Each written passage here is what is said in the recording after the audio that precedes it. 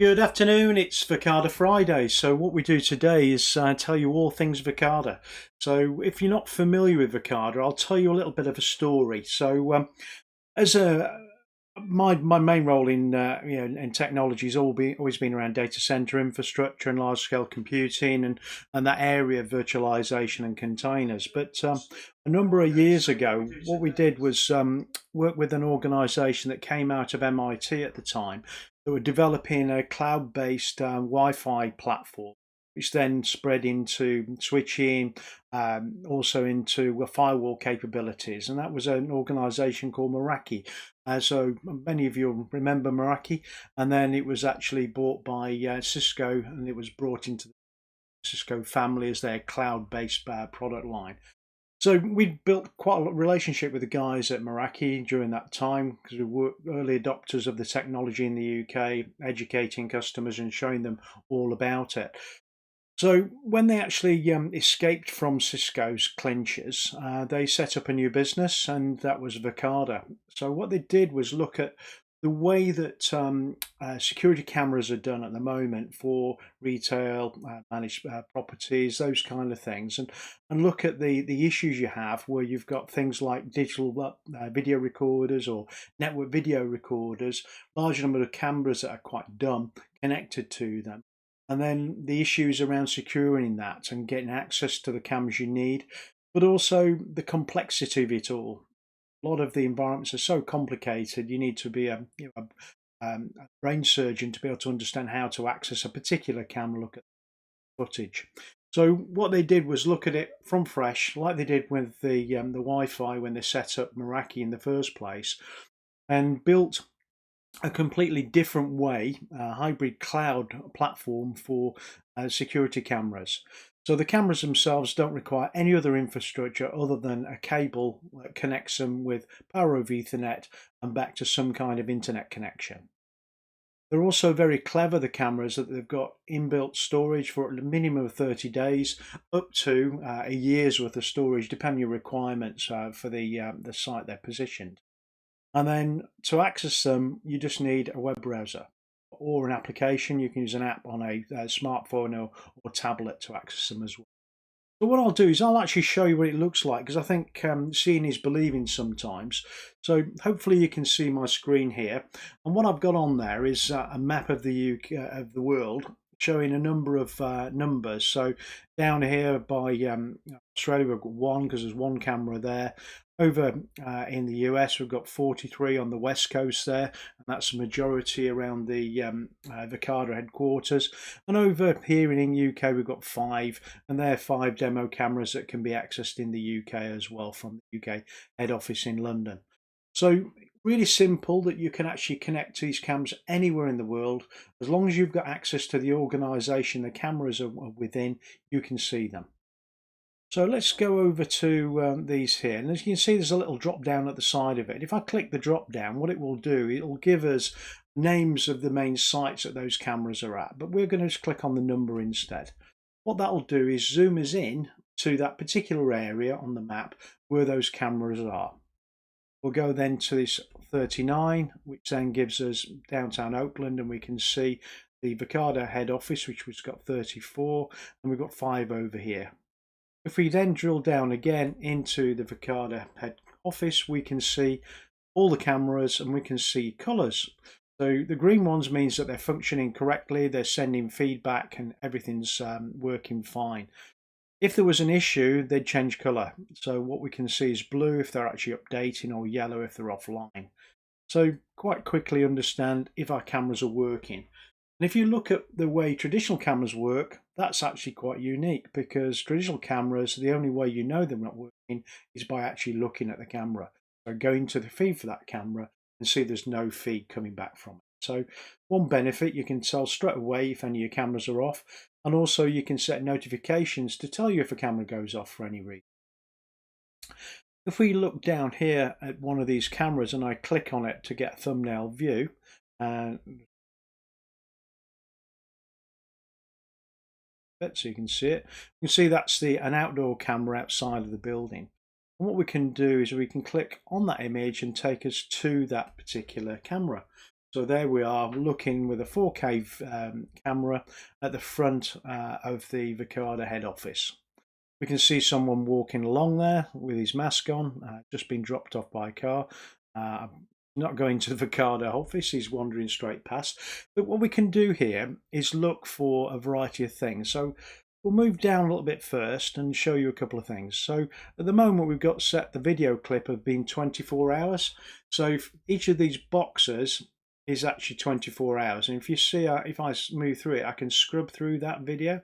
And you can also see green boxes appearing and yellow boxes when it sees an item. So if it sees a vehicle, you'll see a yellow box on the vehicle. And if it sees a person, you'll see a green box around that person. And that's the artificial intelligence and machine learning within the cameras identifying an object that it knows it needs to track. So we can see those quite quickly. We can also change the period to a shorter one, say 4 hours. So then we get multitudes of boxes now, little thumbnail boxes, and each one of them is 4 hours worth of cover rather than 24 hours we had before. We can also look at what we call heat maps. So if I click on the heat maps, it'll actually give you a picture over that period of time, so 4 hours, of the points on that image that most movement was. So people moving, vehicles moving, depending on what we've actually got set up, but we can see that quite. So we'll drop back from. Another thing is we might want to look for motion in a particular area.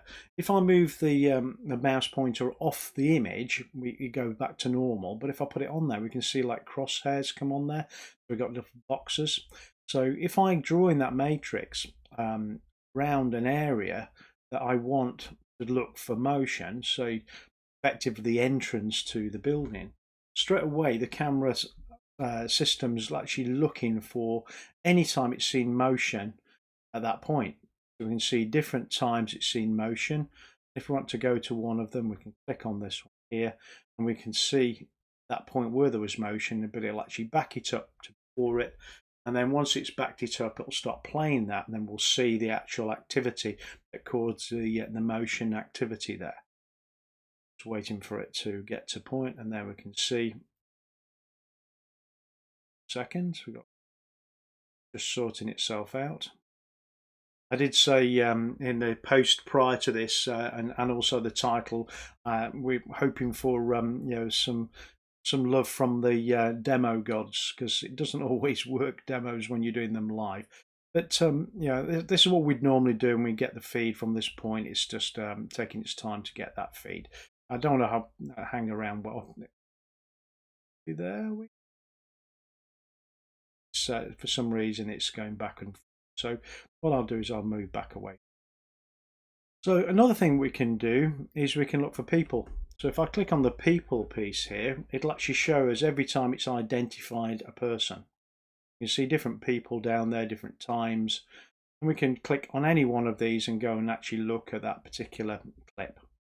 But we can also look for particular faces. So we can see faces along here. And if I click on any of those faces, it will actually tell me every time it's seen that particular person and the time and date. See, and we can quite quickly go to that clip. Again, I can't guarantee the clip's going to come up quickly because we had a bit of a challenge a few minutes ago with the previous one.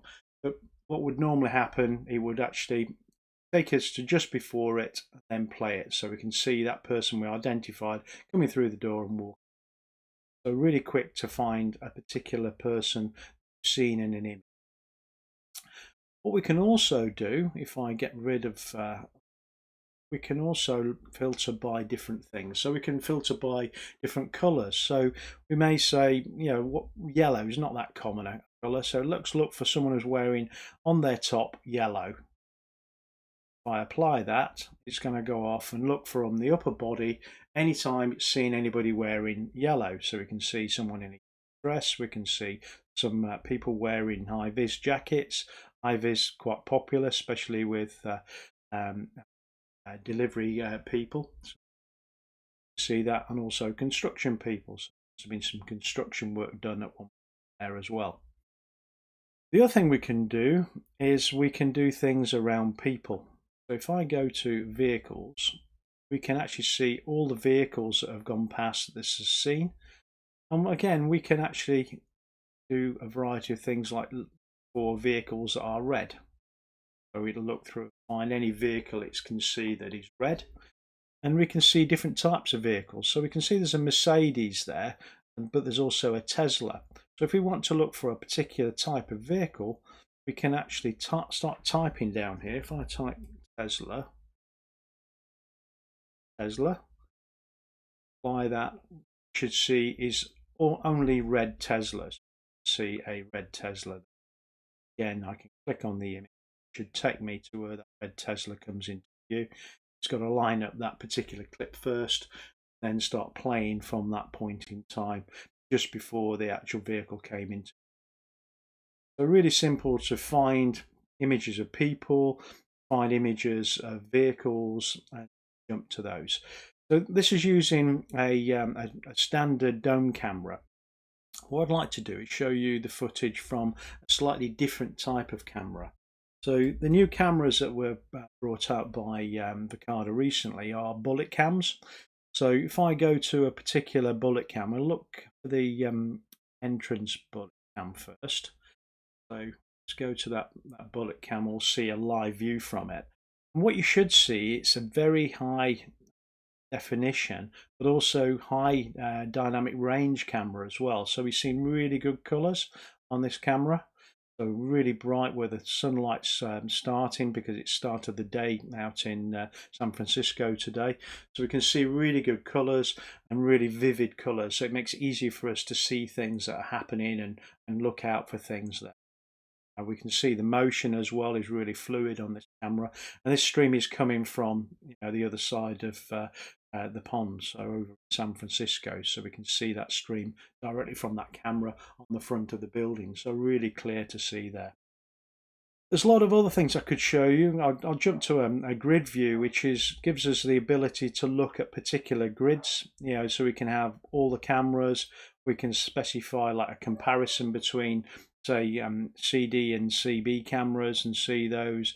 We can have get cameras in particular areas that want to group together into grids. So we can actually view these cameras, and we can also have a slideshow so they move through if we've got multiple pages of them as well. So quite quickly look for particular things we're looking for. So hopefully that gave you a bit of an idea of what Verkada can do and how easy it is to use. I'm not any whiz at security systems or camera systems, and I find it really easy to go and find footage, look for particular people. We've got two cameras on at the moment. You can see they're synchronized as well, so we can see that car pulling up towards the grid rises, and then they come through. So really easy to have cameras in sync as well. But also when you're looking for footage and you want to synchronize footage historically, you could just add another camera, go to the point in time you want to see it, and you actually see them all in sync. So it could be you're following a person down a street with multiple cameras, or through a shopping centre, or like this, we're watching vehicles coming through a checkpoint and we can see them from different angles, see what's happening as well. So really simple ways to see information as well. So that's me for today, because we're coming up to 15 minutes. I try and keep the videos down to about 15 minutes because I don't want to bore you stupid. Next week I've got Luke Smith with us. So Luke's going to go through a bit more in depth around the camera systems. We might also touch on to access control systems, which is really unique with the Verkada platform. Traditional systems, you end up with very separate camera and access control systems. But what we have with the Verkada, we can actually hook cameras into the same system as the access control. You can see clips of people coming through doors and whether they've got access or not, and explaining why they haven't or they have. So look forward to showing that next week, and get Luke Smith to give us a bit more in-depth view of Verkada, talk through some of the new things that are coming along and the benefits you get from the system. But hopefully that was interest, and I can see you next week on Verkada Friday next week, 3 p.m. again. But Monday, we've got our Diamante Monday, where we talk all things containers and Kubernetes. So join me then at 3 o'clock if you're interested in that space as well. Thank you very much. Bye.